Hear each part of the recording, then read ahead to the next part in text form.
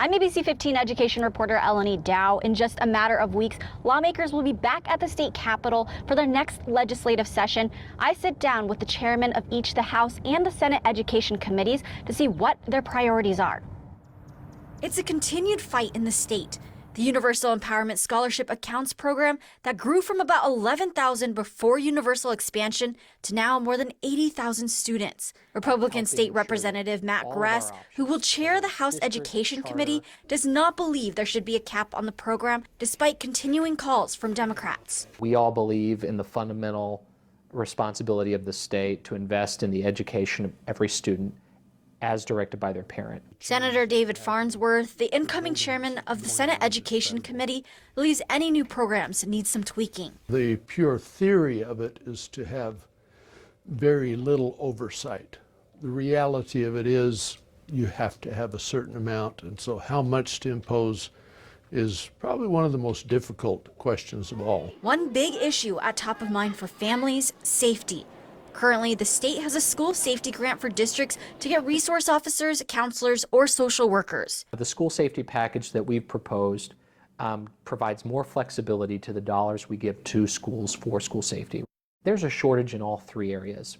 So what our bill does is, if you have leftover money, use those dollars to improve your campus with locks, cameras, fencing, you name it. He also wants to require schools to do safety assessments. As ABC 15 recently reported, an audit of school emergency operations plans showed of the schools the Auditor General's office reviewed, none met the minimum state guidelines. With the modern technology we have, there are a lot of solutions. Student achievement is also a big priority. From state assessment results from last spring, 32% of Arizona students passed math, while 40% passed English language arts. We have a lot of work to do. I'll be introducing a bill that will put kids who've scored proficient or advanced proficient, or who've scored well in school in math, let's automatically enroll them into the advanced math courses.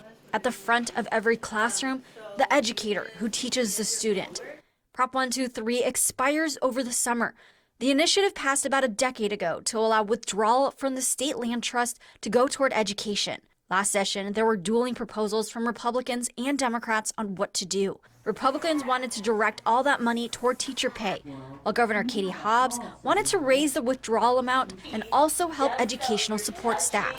This coming session, something needs to be done with Prop 123, and it will be a big topic in the coming weeks. Do you believe the way Arizona funds education right now is sufficient enough? We'll never check the box when it comes to funding K-12 education.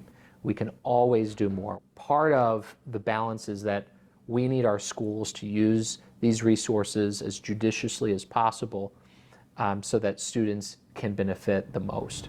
At the state capitol, Elenee, ABC 15, Arizona.